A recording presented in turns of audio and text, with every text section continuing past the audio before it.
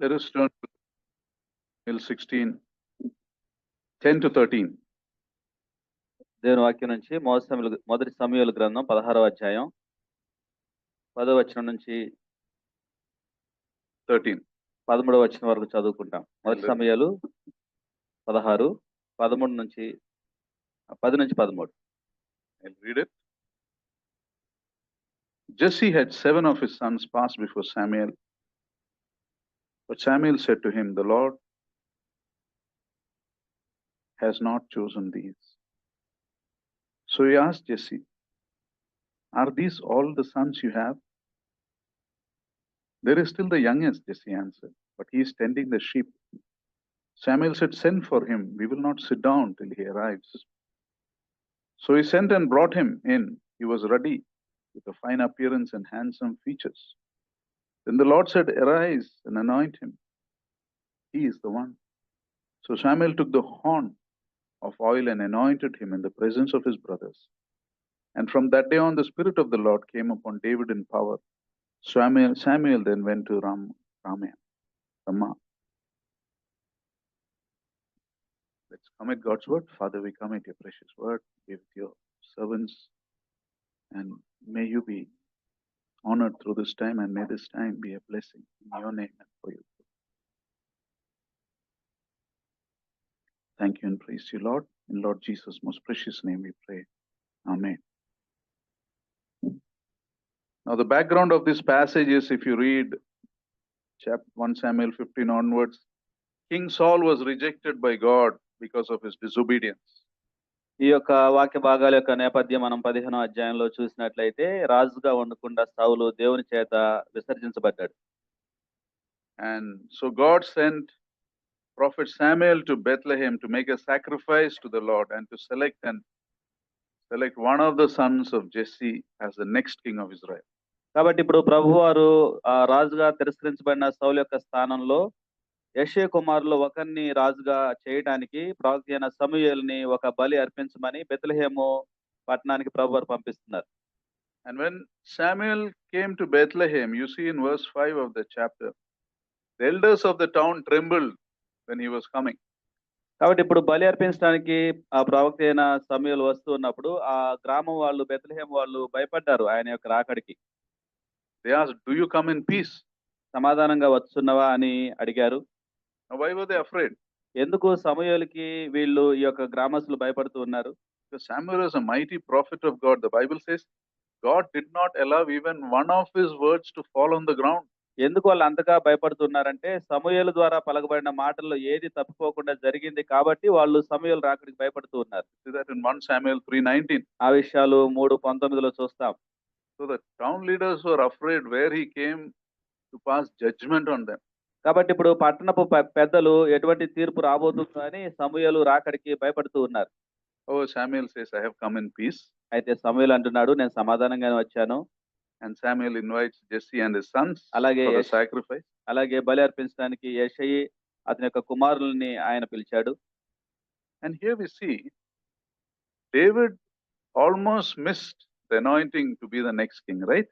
కాబట్టి ఇక్కడ ఆ సమూయేలు వాళ్ళని పిలిచినప్పుడు వారిలో దావీదు మనకి కనిపించడు. You know, his father Jesse assumed wrongly.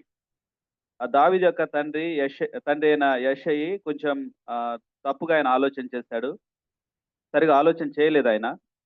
So when Jesse received the word from prophet Samuel inviting him and his sons, he took all his sons except David.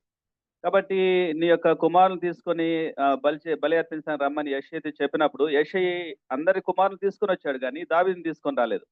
Maybe from Jesse's point of view, he probably thought David was too young to be part of this important invitation, or maybe somebody has to take care of the sheep also, so he would have left David there.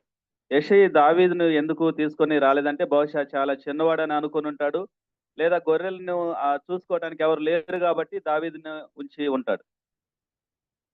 And then Samuel comes to meet Jesse, makes his one son after another pass before him.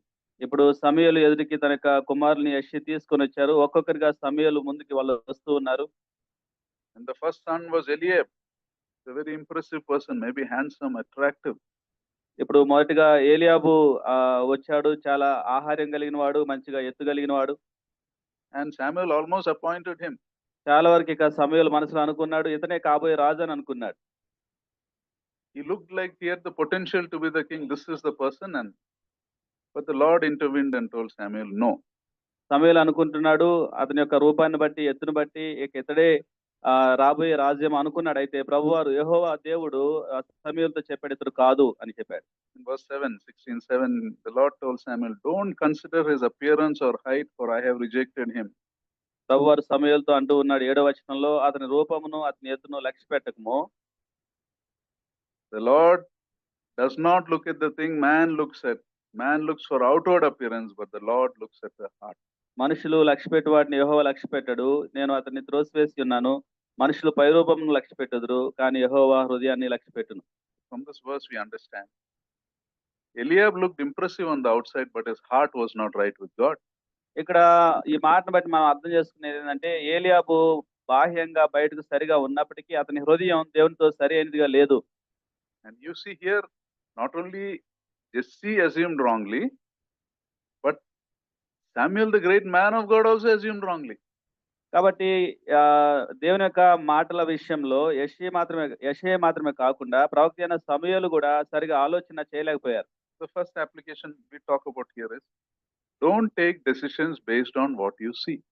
కాబట్టి ఇక్కడ మొదటిగా మనం తీసుకునే వర్తింపు ఏంటంటే, బాహ్యంగా చూసే విషయాలను బట్టి మనం ఒక నిర్ణయానికి రాకూడదు. You know, we live in a culture where we go by what we see. Everything we look and we are impressed. సహజంగా మనం ఎటువంటి సంస్కృతిలో ఉన్నామంటే, బాహ్యంగా కనిపించే వాటిని చూసి మనం నిర్ణయాలు తీసుకునే ఆ యొక్క సంస్కృతిలో మనం ఉన్నాం. Advertisers know that they know that very well, so they project things for you that look very attractive. ఈ యొక్క ప్రకటనలు చేసేవారికి ఈ విషయం తెలుసు కాబట్టి ఆకర్షణీయమైన ప్రకటనలు వాళ్ళు చేస్తూ ఉంటారు. They want to sell a watch, they'll make Sachin Tendulkar wear that watch and stand. కాబట్టి ఒక వాచ్ అమ్మాలని వాళ్ళు అనుకున్నప్పుడు ఆ సచిన్ తెందుల్కర్ కి దాన్ని తొడిగించి చూపిస్తూ ఉంటారు. Do you think wearing the watch Sachin Tendulkar wore will make us successful like him? No way, right? Watch ధరించినంత మాత్రాన మనం అందరం కూడా సచిన్ వల్లే మనం విజయవంతం అవుతాని అర్థం కాదు. We get impressed. Sometimes we make a mistake, again we something else, and again go and buy that, forgetting the past.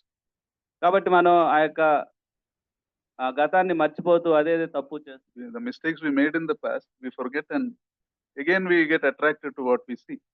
గతంలో మనం చేసిన తప్పులు మర్చిపోతూ ఉంటాం. మరలా ఆ ప్రకటనలకు మనం ఆకర్షితులం అవుతూ ఉంటాం. For example, Samuel seems to have forgotten that Saul was also a handsome man. He was also tall. But he proved to be a terrible failure. కాబట్టి ఇప్పుడు ఎలియాబు ఒక్కడే కాదు, ఇంతకు ముందున్న సౌలు కూడా ఆహార్యంలోను ఎత్తులోను అలానే ఆకర్షణీయంగా ఉన్నాడు. అయితే ఆ విషయాన్ని సమూయేలు ఇక్కడ మర్చిపోయి అదే ఆహార్యాన్ని ఎత్తుని ఇక్కడ లక్ష్య పెడుతూ ఉన్నాడు. So we must not take decisions based on what you see. కాబట్టి మొదటి వర్తింపు ఏంటంటే, బాహ్యంగా కనిపించే విషయాలను బట్టి మనం ఒక నిర్ణయానికి రాకూడదు. Now Jesse had the second son, Abinadab, passed before Samuel. ఇప్పుడు యెషయా యొక్క రెండో కుమారుడైన అబీనాదాబు సమూయేలు ముందుకు వచ్చాడు. He had all his 7 sons passed before Samuel. ఆ విధంగా 7 కుమారులు సమూయేలు ఎదురుకి తీసుకురాబడ్డారు. And each time the Lord said no. అయితే ప్రభువారు ప్రతిసారి కూడా ప్రభువారు ఇతడు కాదు అని చెప్పాడు. All of them look good enough to be the kings of Israel. వాళ్ళందరూ కూడా చూడటానికి ఇశ్రాయేలీయులకు రాజుల వల్లే వాళ్ళు కనిపిస్తున్నారు. But the Lord told no.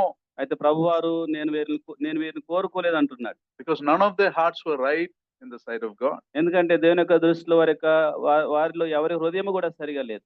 Though they may have appeared good and religious, though they may have, వాళ్ళు బయటికి మతపరంగాను బాహ్యంగా మంచిగా కనిపించినప్పటికీ, though they were with Samuel to make the sacrifice to the Lord, it was only an outward show. సమూయేలుతో కలిసి వాళ్ళు శుద్ధి చేసుకుని బలి అర్పించినప్పటికీ కూడా వారి యొక్క హృదయం సరైనదిగా లేదు. People couldn't see their heart. మనుషులు వారి యొక్క హృదయాలని చూడలేరు. God could see. అయితే ప్రభు చూడగలరు. So this is another important application. ఇది మరొక ప్రాముఖ్యమైన వర్తింపుగా మనకుంది. Jesse's sons can represent us who come to church but not serious in their walk with the Lord. యెషయా యొక్క కుమారులు ఈ రోజు సంఘానికి హాజరైన మనందరికీ కూడా ఒక సూచనగా ఉన్నారు. You can stand and preach a great message. ఇక్కడ నిలబడి ఒక గొప్ప సందేశం ఇవ్వచ్చు. You can have a great talent. లేదంటే గొప్ప తలాంతులు మనం కలిగి ఉండొచ్చు. You can have a good personality. మంచి వ్యక్తిత్వం కూడా మనం కలిగి ఉండొచ్చు. Your congregation may like you also. లేదా సమూహం అంతా కూడా నిన్ను ఇష్టపడుతూ ఉండొచ్చు. Everybody may be saying yes to you, but God may be saying no. నువ్వు చెప్పే ప్రతి మాటకి కూడా అందరూ అవును అని అనొచ్చు గానీ, దేవుని యొక్క దృష్టిలో అది ఆ విధంగా ఉండకపోవచ్చు. That's why David wrote this Psalm 139, he says, "Search me, O God, know my heart." 139వ కీర్తనలో దావీదు అంటాడు, అయ్యా పరిశోధించి నా హృదయాన్ని తెలుసుకో ప్రభువా అంటాడు. See if there is any wicked way in me. నాలో ఏమైనా మీకు అసహ్యమైనది ఉన్నదేమో చూడుము, పరిశోధించుము అంటాడు. David knew he can worship the Lord here and there, go and look lustfully at a woman, go another place and manipulate people. He knew his heart was deceptive. దావీదు ఎరిగి ఉన్నాడు తన యొక్క హృదయ పరిస్థితి గురించి. ఎందుకంటే హృదయం ఎంతో మోసకరమైనది. అది ప్రతి స్థలంలో మారుతూ ఉంటుందని దావీదు ఎరిగి ఉన్నాడు. So when none of the sons are selected, Samuel asked Jesse a question, "Do you have any other son?" కాబట్టి ఇప్పుడు ఏ కుమారుని కూడా ప్రభువారు కోరుకోలేదు కాబట్టి సమూయేలు యెష్షయితో అడుగుతున్నాడు, నీకు ఇంకా కుమారులు ఉన్నారా అని అడిగాడు. That time he says, "I have one more son. He is looking after the sheep." అప్పుడు చెప్పాడు యెష్షయి, అవును నాకు కడసారి వాడు ఉన్నాడు, గొర్రెలను కాస్తున్నాడని చెప్పాడు. Samuel said, "Immediately send for him." అయితే వెంటనే నువ్వు అతన్ని పిలిపించు అని సమూయేలు చెప్పాడు. And when David appeared before Samuel, the Lord told, "Arise and anoint him. He is the one." ఇప్పుడు దావీదు కనిపించగానే సమూయేలు తోటి ప్రభువారు చెప్తూ ఉన్నాడు, నువ్వు లేచి అతన్ని అభిషేకించుము, నేను కోరుకున్నవాడు ఇతడే అని చెప్పాడు. And Samuel took the horn of oil and anointed David in the midst of his brothers. And the Spirit of the Lord came upon David from that day forward. ఇప్పుడు సమూయేలు లేచి తైలపు కొమ్మును తీసుకొని అతని సహోదరులు ఎదుట అతన్ని అభిషేకం చేశాడు. ఆ రోజు నుంచి యెహోవా యొక్క ఆత్మ దావీదు మీదకి బలంగా వచ్చింది. You see, he was the chosen one. Jesse never brought. Because he thought in his heart, David is not worth considering. I have 7 sons who are better looking than them, who's maybe stronger and bigger than them. దావీదుని యెహోవా కోరుకున్నప్పటికీ కూడా యెష్షయి మాత్రం తన యొక్క మిగిలిన 7 కుమారులు ఒకరిని దేవుడు కోరుకొని ఉంటాడు అని దావీదుని పిలవలేదు. Here our application can be, ఇక్కడ ఒక వర్తింపు ఏంటంటే, people however wise can make the wrong, however experienced and wise can make the wrong assumptions about you. So don't feel bad when people say something. మనుషులు ఎంత జ్ఞానవంతులైనప్పటికీ, ఎంత అనుభవం కలిగి ఉన్నప్పటికీ, నీ విషయంలో సరిగా నిర్ణయాలు తీసుకోకపోతే, సరిగా ఆలోచన చేయకపోతే నువ్వేమాత్రం కూడా బాధపడాల్సిన అవసరం లేదు. People can assume things, they can tell confidently things that won't happen, things that are not accurate. నీ జీవితంలో అసలు ఏమాత్రం కూడా సరిగా లేని నెరవేరని విషయాలు మనుషులు పలకవచ్చు, వాటిని నువ్వు లక్ష్య పెట్టాల్సిన అవసరం లేదు. So many things I've told confidently, I was completely wrong in what I said. Later on, if you understand. నేను ఎన్నోసార్లు చాలా నమ్మకంగా చెప్తున్నాను ఈ మాట అని ఎన్నోసార్లు చెప్పాను కానీ ఆ తర్వాత నేను గ్రహించుకున్నాను అవి నెరవేరలేదు. So as believers, understand this one thing: no matter how much people underestimate me, no matter how much people may keep you in the dark, remember, people don't matter. What matters is what God thinks of you. కాబట్టి మనుషులు నిన్ను ఎంత చులకన చేసినా, తక్కువ చేసినా, నిన్ను ఎన్నో ఇబ్బందులకు గురి చేసినా అవేవి కూడా నువ్వు లక్ష్య పెట్టాల్సిన అవసరం లేదు. దేవుడు నీ గురించి ఏమనుకుంటున్నాడో అది నీకు ఎంతో అవసరం. And don't get worked up because some person ignored you or somebody overlooked you or somebody treated you bad. Don't feel bad. Doesn't matter. అలాగే మనుషులు నిన్ను మోసం చేశారనో, మనుషులు నిన్ను బాధ పెట్టారనో, ఇబ్బంది పెట్టారనో, చులకన చేశారనో వాటిని బట్టి కూడా నువ్వు ఏమాత్రం కూడా చింతించాల్సిన అవసరం లేదు. It is God who decides what happens to your life, not people. నీ జీవితంలో ఏది జరగాలో నిర్ణయించేది దేవుడు గాని మనుషులు కాదు. Here notice Samuel tells Jesse, when he says, "I have one son who has not come," he says, "Bring him, I will not sit down till he comes." ఎప్పుడైతే నాకు మరో కుమారుడు ఉన్నాడని యెష్షయి చెప్పాడో, నువ్వు అతన్ని వేగంగా పిలిపించు, అతను వచ్చే వరకు మనం కూర్చోము అని సమూయేలు యెష్షయితో చెప్తున్నాడు. We don't know how much the distance was, how long Jesse took to come here, but Samuel said, "Go bring him. We will not sit." ఎంతసేపు ఆ సమయం పడుతుందో, ఎంత దూరం ఉందో తెలియదు కానీ సమూయేలు అంటూ ఉన్నాడు, అతను వచ్చే వరకు మనం కూర్చొనకుండా ఉంటాము అని చెప్తున్నాడు. Here we see another application. మరొక వర్తింపు ఇక్కడ ఉంది. Many times what God has planned to you will come to you. అనేక మార్లు దేవుని కోసం ఏదైతే సిద్ధపరిచాడో అది నీకు చెందుతుంది, వస్తుంది. From David's point of view, you don't have to always go looking for it. What is yours will come to you. దావీదు జీవితం ద్వారా మనం చూస్తూ ఉన్నాం, దేవుడు మన కోసం సిద్ధపరిచింది, అది మన దగ్గరకు వస్తుంది. You don't have to desperately try to help God. నువ్వు ఏమాత్రం కూడా దాని గురించి చింతించి దేవుని దగ్గరికి వెళ్ళాల్సిన అవసరం కూడా లేదు. You faithfully do what you are doing right now. That's it. దేవుడు నీకు అనుగ్రహించిన దాన్ని నువ్వు నమ్మకంగా జరిగిస్తూ ఉన్నట్లయితే దేవుడు నీకు సిద్ధపరిచింది తప్పకుండా నీ దగ్గరకు వస్తుంది. Just think about it. David wasn't even thinking he will be the king. He was faithfully taking care of the sheep. అసలు దావీదు తలంపులలో కూడా రాజుగా అయ్యే విషయం గురించి ఆలోచన చేయలేదు కానీ తనకి ఇవ్వబడిన గొర్రెలు మాత్రం నమ్మకంగా కాసుకుంటున్నాడు. He was minding his own business, doing what God wanted him to do at that point of time. దేవుడు తనకు ఏదైతే స్వల్పమైన పని అప్పగించాడో దాన్ని మాత్రమే తను నమ్మకంగా చేసుకుంటున్నాడు. He was not worrying about what someone else is having or someone else is doing. ఇతరులు ఏం కలిగి ఉన్నారో, ఇతరులు ఏం చేస్తూ ఉన్నారో వాటి గురించి ఆయన ఏమాత్రం కూడా చింతించలేదు. Blessing came to him. అయితే ఆశీర్వాదము ఆయన దగ్గరకు వచ్చింది. Blessing came to where he was. ఆయన ఎక్కడ ఉన్నాడో అక్కడికి ఆశీర్వాదం వచ్చింది. You see, what is yours, God will keep for you. Remember that. కాబట్టి నీకు ఏదైతే అవసరమో దేవుడు దాన్ని సిద్ధపరుస్తూ ఉన్నాడని గుర్తుంచుకోవాలి. It may not come to you immediately. It may not come today or next week or next month, next year also, but just know that what God has planned for you, he will keep for you. You have to wait for his time. దేవుడు నీ కోసం సిద్ధపరిచింది వెను వెంటనే రాకపోవచ్చు. అది రేపు కానీ వచ్చే వారం వచ్చే సంవత్సరం కూడా రాకపోవచ్చు కానీ తప్పకుండా నిశ్చయంగా ఆయన సిద్ధపరిచింది నీ దగ్గరకు ఒక రోజున వస్తుంది. When that time comes, nobody can stop it. ఆ సమయం వచ్చినప్పటికి ఎవ్వరు కూడా నిన్ను ఆపజాలరు. That's another application. అదే మరొక వర్తింపుగా ఉంది అది. Some of the things in your life are waiting for your arrival. God has kept it for you. నీ యొక్క జీవితంలో కొన్ని విషయాల్ని దేవుని కోసం సిద్ధపరిచాడు. ఆయా కాలాల్లో సమయాల్లో అది నీకు వస్తుంది. But you need to be trained to be ready to handle. అయితే దాంతో ఆ యొక్క దీవెన ఆశీర్వాదంతో వ్యవహరించడానికి కావాల్సిన సిద్ధపాటు మాత్రం నువ్వు కలిగి ఉండాలి. You know, the job or something you're looking for, God has already kept it for you. It's waiting for you somewhere. నీకు ఒకవేళ ఉద్యోగం అవసరమై ఉంటే తప్పకుండా దేవుడు ఒక చోట దాన్ని సిద్ధపరిచి ఉంచాడు. The house God has kept for you is waiting for your arrival. నీకు ఒక గృహం అవసరమై ఉంటే తప్పకుండా దేవుడు ఒక చోట దాన్ని సిద్ధపరిచి ఉంచాడు. The husband and wife that you're seeking is waiting for you. That person is waiting for your arrival. నీ యొక్క జీవిత భాగస్వామి కోసం నువ్వు ఎదురు చూస్తున్నట్లయితే తప్పకుండా దేవుడు ఆ వ్యక్తిని సిద్ధపరిచి ఉంచాడు. ఒక రోజు And what వస్తుంది. God has planned for you will not take place unless God brings you there. దేవుడు ఏదైతే నీ జీవితంలో నీ కోసం ఏర్పరిచాడో అది దేవుడు తీసుకురాకుండా ఇంకెవ్వరు కూడా దాన్ని తీసుకొని రాలేరు. What God has planned for you, no one can take it from you. అలాగే దేవుడు నీ కోసం సిద్ధపరిచిన దాన్ని నీ యొద్ద నుంచి ఏ వ్యక్తి కూడా తీసివేయజాలడు. No one can steal it from you. No one can cheat you out of it. ఎవ్వరు కూడా ఆ విషయంలో నీ యొద్ద నుంచి దాన్ని దొంగిలించలేరు, నిన్ను మోసగించలేరు. You may not be at that place where God wants you to be right now, but just know God will keep it. అయితే దేవుడు సిద్ధపరిచిన ఆ యొక్క ఆశీర్వాదాలు ఈ రోజు నువ్వు ఉండకపోవచ్చు కానీ అయితే నీ కోసం ఆయన సిద్ధపరిచాడు. ఒక రోజు తప్పకుండా ఆ స్థలంలోకి నిన్ను తీసుకెళ్తాడు. The delay sometimes may be because before God gives you what he has for you, you must be prepared for it. ఎందుకు ఆయా విషయాలలో కొంత ఆలస్యము జరుగుతుందంటే కారణం ఆయన నిన్ను సిద్ధపరుస్తున్నాడని గుర్తుంచుకోవాలి. You must submit to his training. ఆయన యొక్క శిక్షణకు నువ్వు లోబర్చుకోవాలి. You see, while David was out there in the field tending the sheep, God was preparing him through that to be the king of Israel. ఇశ్రాయేలీయులకు రాజుగా ఉండటానికి దావీదు నా యొక్క పొలంలో గొర్రెల దగ్గర దేవుడు శిక్షణిస్తూ సిద్ధపరుస్తూ ఉన్నాడు. See, David was shepherding the sheep, but he was trained for the future vocation. What is that? Shepherding Israel. దేవుడు దావీదుని గొర్రెల కాపరిగా చేస్తున్నాడు. కారణం ఏంటంటే రాబో రోజుల్లో ఇశ్రాయేలుని ఆయన కాయటానికి నడిపించడానికి కాపరిగా ఉంచాడు. In other words, more than his brothers, David was most ready for the throne. మరొక విధంగా చెప్పాలంటే ఆ యొక్క సింహాసనం ఎక్కడానికి కావాల్సిన సిద్ధపాటు అన్నల కంటే ఎక్కువగా దావీదే కలిగి ఉన్నాడు. God was looking for a shepherd's heart. ఒక కాపరి హృదయం కొరకు ప్రభువారు ఎదురు చూస్తూ ఉన్నారు.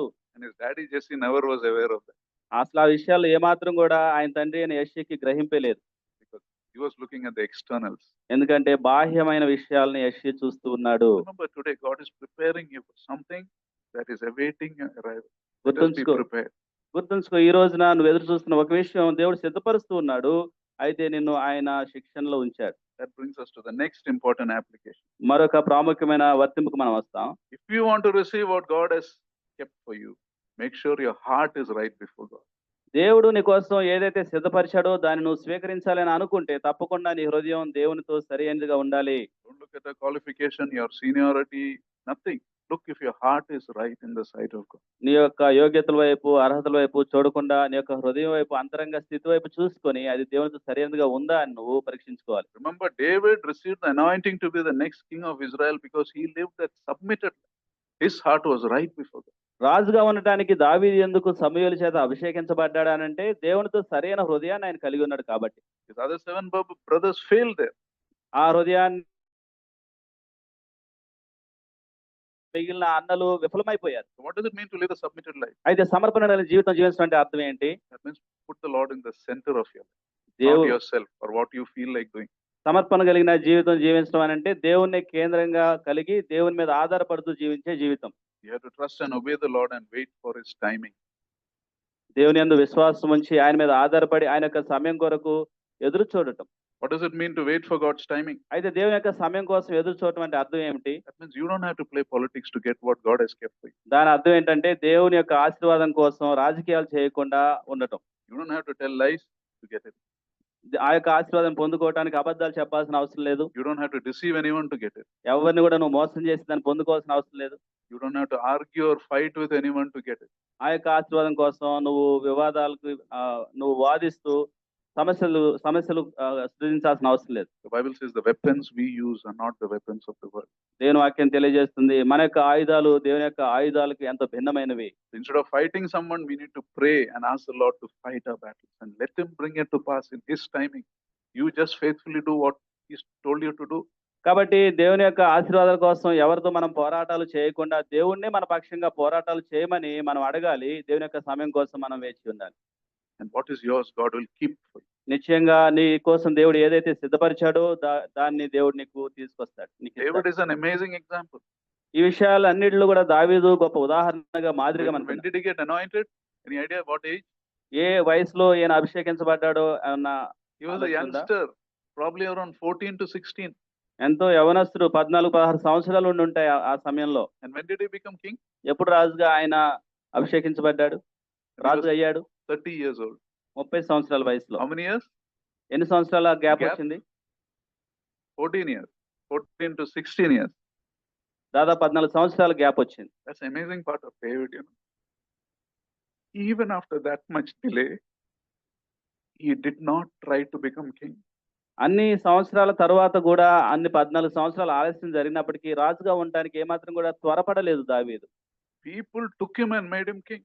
మనుషులు ఆయన తీసుకెళ్లి రాజుగా చేశారే గాని ఆయన త్వరపడలేదు. That's his waiting. అంత గొప్ప అంతగా కనిపెట్టాడు ఆయన. Even when he had the opportunity to kill the man who tried to kill him, he didn't kill. తనని చంపడానికి ప్రయత్నించే వ్యక్తిని కూడా ఆయన చేతుల్లోకి వచ్చినా కూడా చంపకుండా విడిచిపెట్టిన గొప్ప రాజు దావీదు.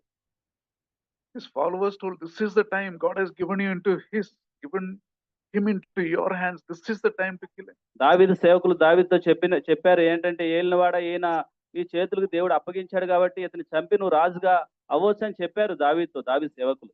Bible says David scolded his men, and then he told, "How can I touch the Lord's anointed?" అప్పుడు దావీదు అంటాడు దావీదు సేవకులతోటి, దేవుడు అభిషేకించిన యెహోవా అభిషేకించిన వాళ్ళని నేను ఎలా చంపుతాను అని వాళ్ళని నిరోధించాడు. No wonder David is called the man after God's own heart. అందుకే దేవుని హృదయానుసారుడు అని దావీదు రాజు పిలువబడ్డాడు. He reacted in the way God wanted him to react. ఏ విధంగా ప్రతిస్పందించాలో ఆ విధంగా దావీదు ప్రతిస్పందించాడు. This is where we fail here. This is where we fail. అయితే ఈ విధంగా స్పందించడంలో మనం అనేక మార్లు విఫలమవుతూ ఉంటాం. Now we come to another important application. మరొక ప్రాముఖ్యమైన వర్తింపుకి మనం వస్తాం. To handle what God gives us, we need to depend on the Holy Spirit. That is why the Holy Spirit was given to David. ఎందుకు ఇక్కడ దావీదు అభిషేకించబడుతూ ఆత్మ ఆయన మీదకి వచ్చినట్లుగా మనం ఇక్కడ చూస్తున్నానంటే, దేవుడు మనకు అనుగ్రహించిన వాటిని వ్యవహరించడానికి, వాటిని సంభాళించుకోవడానికి పరిశుద్ధ ఆత్మ మీద మనం ఆధారపడాల్సిన వారమై ఉన్నాం. You see, now this anointing of David stands for a believer, it stands for the Holy Spirit who comes into your life when you receive the Lord Jesus as your Savior. దావీదు యొక్క అభిషేకము దేనికి సూచనగా ఉందంటే, యేసుక్రీస్తు ప్రభువారిని మనం స్వీకరించిన తర్వాత మనకు అనుగ్రహించబడే పరిశుద్ధాత్మక సూచనగా ఉంది. When you're saved, God gives you some ministry to handle, and you need the Holy Spirit to guide you, otherwise you can't handle it. నువ్వు రక్షించబడిన తర్వాత దేవుడు నీకు ఒక పరిచర్యను అప్పగిస్తాడు. అయితే ఆ పరిచర్యను జరిగించడానికి, దాంతో వ్యవహరించడానికి దేవుడు నీకు పరిశుద్ధాత్మని దయచేస్తాడు. Many people foolishly handle and they lose it all. అయితే అనేకులు బుద్ధిహీనంగా ప్రవర్తిస్తూ వ్యవహరిస్తూ దాన్ని దేవుడిచ్చిన పరిచర్యను కోల్పోతూ ఉంటారు. Samson, for example, he began his life with an advantage very few people in this world enjoy. ఉదాహరణకి సంసోను జీవితం చూసినట్లయితే ఈ లోకంలో చాలా కొద్ది మందికి మాత్రమే ఇవ్వబడే ప్రయోజనాలు, మేలులు, తలాంతులు ఇవ్వబడ్డాయి ఆయనకి. He was set apart for God from birth. He was handsome, he was strong, he was intelligent, but he lost it all because he did not depend on God's spirit, but he did what he felt like. ఆయన పుట్టినప్పటి నుంచే ప్రత్యేకించబడిన వాడు, బలవంతుడు, శక్తిమంతుడు, జ్ఞానవంతుడు అయినప్పటికీ కూడా దేవుడు జీవించమన్నట్లుగా జీవించకుండా ఆయన సొంతంగా జీవించాడు కాబట్టి వాటిని కోల్పోయాడు. Everything. ప్రతిదీ కూడా దేవుడిచ్చిన ప్రతిదీ ఆయన కోల్పోయాడు. There was somebody said, no man who had so much lost so much in the history of the world, who started with such a great advantage and lost it all. ఒక దైవజనుడు ఏమని చెప్పాడంటే సంసోను గురించి, సమస్తమును కలిగి ఉండి అన్ని పోగొట్టుకున్న అటువంటి వ్యక్తి చరిత్రలో ఎవరు లేరు అని చెప్పాడు. Something like that he translated. You see, if God has kept you as a shepherd of his church, you should not attract people to yourself. You must deflect them to the Savior. They must be attracted to the Savior. కాబట్టి కొంతమందికి కాపరిగా ప్రభు నిన్ను పెట్టినప్పుడు నువ్వు వాళ్ళని ఆకర్షించే వ్యక్తిగా ఉండకుండా వాళ్ళందరినీ కూడా ప్రభు వైపు నడిపించే వ్యక్తిగా ఉండాలి. Not to attract, not to follow some wrong customs or idolatrous customs. If you're doing the wrong things when God has kept you there, then you are not right with God. Your heart is not right with God, and great will be the damage you cause to your own life. దేవుడు నిన్ను ఒక స్థానంలో కొంతమంది కాపరిగా నిన్ను ఒక బాధ్యతమైన స్థానంలో ఉంచినప్పుడు విగ్రహ సంబంధమైన, ఆచార సంబంధమైన, లోక సంబంధమైన విషయాలు నువ్వు జరిగించినట్లయితే ఎంతో గొప్ప నష్టాన్ని, ప్రమాదాన్ని, ఊహించని నష్టాన్ని నువ్వు తెచ్చుకుంటావు. And when we depend on the Lord, he will give us understanding to handle what he has given us. అయితే దేవుని మీద నువ్వు ఆధారపడినట్లయితే దేవుడు నీకు ఇచ్చిన విషయాల పట్ల ఎలా వ్యవహరించాలో ఆ జ్ఞానం నీకు ఇస్తాడు. He will give you the wisdom how to handle what he has given you. వాటితో ఎలా వ్యవహరించాలో కావాల్సిన జ్ఞానం ఆయన ఇస్తాడు. He will give you the power and boldness to handle what he has given you. నీకు కావాల్సిన ధైర్యము, శక్తిని ఆయన అనుగ్రహిస్తాడు. We need to walk by the Spirit. అయితే ఆత్మచేత మనం నడిపించబడాలి. We need to live by the Spirit. ఆత్మచేత మనం జీవించాలి. We need to be led by the Spirit. We need to be filled by the Spirit. ఆత్మచేత నింపబడుతూ మనం నడిచేవారిగా, నడిపించబడే వారిగా ఉండాలి. So let us some of the things we talked about. విషయాల్ని మనం క్లుప్తంగా కొన్ని చూద్దాం. Firstly, let us not assume about people based on their appearance. We can make great mistakes. కాబట్టి మనుషుల్ని బాహ్యంగా చూసే వాటి అన్నిటిని బట్టి వాళ్ళ పట్ల ఒక నిర్ణయానికి రావద్దు. అది ఎంతో నష్టాన్ని మనకు తీసుకొస్తుంది. Secondly, you can have a good impression among people, but if your heart is not right with God, everyone may say yes to you, but God will say no. అలాగే అందరితోటి నువ్వు చెప్పే విషయాల్ని అవుననిపించుకునే వ్యక్తిగాను, అందరూ నేను ఇష్టపడే వ్యక్తిగాను ఉండొచ్చు, కానీ నీ హృదయం దేవునితో భవిష్యత్తు సరైనదిగా ఉందో లేదో చూసుకోవాలి. Thirdly, people who are experienced and wise and people you look up to can also make the wrong assumptions. అలాగే ఎంతో జ్ఞానము, ఎంతో వయసు కలిగిన వాళ్ళు నీ గురించి సరిగా ఆలోచిస్తారని చెప్పలేము. నీ విషయంలో తప్పుగా వాళ్ళు ఆలోచన చేయొచ్చు. So don't feel too bad or too worked about what people say. కాబట్టి మనుషులు ఆ విధంగా నీ గురించి తప్పుగా మాట్లాడినప్పుడు, సరిగా ఆలోచన చేయనప్పుడు నువ్వేమాత్రం కూడా చింతించాల్సిన అవసరం లేదు. God who decides about your life, not people. ఎందుకంటే నీ భవిష్యత్తు గురించి, జీవితం గురించి ఆలోచన చేసేవాడు దేవుడై ఉన్నాడు. Fourthly, నాలుగోదిగా, remember many times what God has planned for you will come to you. You don't have to run after it. You don't have to play politics. దేవుడు నీ జీవితంలో నీ కోసం సిద్ధపరిచినవి, ఏర్పరిచినవి తప్పకుండా అవి నీ జీవితంలో నీ దేవుడు తీసుకొస్తాడు. వాటి కోసం నీ సొంత జ్ఞానం మీద నువ్వు ఆధారపడి రాజకీయాలు చేసిన అవసరం లేదు. Fifthly, ఐదోదిగా, there are some things in your life that are waiting your arrival, but you need to be trained up for that. God is preparing.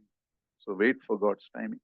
బహుశా దేవుడు నీ కోసం ఏర్పరిచినవి, సిద్ధపరిచినవి పొందుకోవడానికి కావాల్సిన శిక్షణ ఆయన నీకు ఇస్తూ ఉన్నాడేమో. కాబట్టి నువ్వు ఈ యొక్క ఆలస్యంలో ఆయన యొక్క శిక్షణ కిందకి నువ్వు సమర్పణ కలిగిన వ్యక్తిగా రావాలి. Sixthly, if you want to receive what God has for you, you must make sure your heart is right with God. ఆరోదిగా, దేవుడు ఇచ్చే వాటిని స్వీకరించడానికి మొదటిగా నీ యొక్క అంతరంగ పరిస్థితి దేవునితో సరైనదిగా ఉన్నదో లేదో చూసుకోవాలి. And seventhly, to handle what God gives you, you need to receive the Holy Spirit and walk by the Spirit. అలాగే దేవుడు నీకు అనుగ్రహించే విషయాల పట్ల వ్యవహరించడానికి దేవుని యొక్క ఆత్మ చేత నింపబడుతూ, నడిపించబడుతూ, ఆత్మ మీద ఆధారపడే వ్యక్తిగాను ఉండాలి. Importantly, remember, no matter what you're going through in life, remember what God has planned for you, He will keep for you. మరొక ప్రాముఖ్యమైన విషయం ఏంటంటే, నీ జీవితంలో నీకు కావాల్సినవి ఆయన సిద్ధపరుస్తూ ఉన్నాడు. ఆయన ఒక రోజున వాటిని నీకు తీసుకొస్తాడు. Just think of it. 7 people went to Samuel before David, right? ఇక్కడ చూడండి, 7 కుమారులు, యెషయా కుమారులు సమూయేలు ప్రవక్త ఎదుటికి తీసుకురాబడుతూ ఉన్నారు. 7 people got the opportunity before David. 7 కూడా సమూయేలు ముందుకు రావడానికి కావాల్సిన అవకాశం పొందుకున్నారు. In an interview, 7 people got into the room before David. దీని అర్థం ఏంటంటే దావీదుకు ముందుగానే 7 ఆ యొక్క ఇంటర్వ్యూలోనికి ప్రవేశించారు, ఆ గదిలోనికి. 7 people met Samuel before David. 7 కూడా దావీదు కంటే ముందుగానే సమూయేలును కలుసుకున్నారు. 7 people applied before David. దావీదు కంటే ముందుగానే 7 దరఖాస్తు చేసుకున్నారు. But David got selected. అయితే దావీదు ఎంపిక చేయబడ్డాడు. So what is the thought? ఈ తలంపు ఎటువంటి తలంపును తీసుకోవచ్చు ఇక్కడ? It doesn't matter who gets there first. ఎవరు ముందెళ్తారన్నది ఏమాత్రం ప్రాముఖ్యమైన విషయం కాదు. Doesn't matter who sees it first. ఎవరు ముందు చూస్తారన్నది కూడా ప్రాముఖ్యమైనది కాదు. Doesn't matter who applies for it first. ఎవరు ముందు దరఖాస్తు చేసుకుంటారన్నది కూడా ప్రాముఖ్యమైన విషయం కాదు. Doesn't matter whom the employers call first. అసలు ముందుగా ఎవరు పిలువబడ్డారు అన్నది కూడా ప్రాముఖ్యమైనది కాదు. Your name is on it. God has planned for you. No one else can take. దేవుడు నిజముగా నీ కొరకు సిద్ధపరిచినట్లయితే ఎవరు కూడా దాన్ని దొంగిలించితే తీసివేయలేరు. Right now you may not have everything you want. నీకు కావాల్సిన అంతా కూడా సమస్తము ఈ క్షణాన్ని నువ్వు కలిగి ఉండకపోవచ్చు. Remember, it doesn't matter whether you're qualified or not, old or black, young or old. Doesn't matter who you are, but God will keep it. నీ యొక్క వయసుతో నిమిత్తం లేదు, నీ యొక్క రంగుతో నిమిత్తం లేదు, నీ యొక్క అర్హతలు యోగ్యతలతో నిమిత్తం లేదు, కానీ దేవుడు నిన్ను ఎంపిక చేయగలడు. Remember this important. If you want to receive what God has for you, you must make sure your heart is right. దేవుడు నీ కొరకు సిద్ధపరిచినవి నువ్వు పొందుకోవాలనంటే నీ యొక్క హృదయము దేవునితో సరైనదిగా ఉందో లేదో ఎంతో నిశ్చయంగా పరీక్షించుకోవాలి. In other words, to receive what God has for you, you must bring yourself to the right position to receive. మరొక విధంగా చెప్పాలంటే దేవుడు నీకు ఇవ్వజూపేదాన్ని నువ్వు స్వీకరించడానికి దేవుడు అనుకుంటున్న ఆ స్థలంలోనికి నువ్వు రావాలని దేవుడు ఆశిస్తున్నాడు. ప్రార్థించుకున్నాం. Let us thank God and let us also commit our own hearts.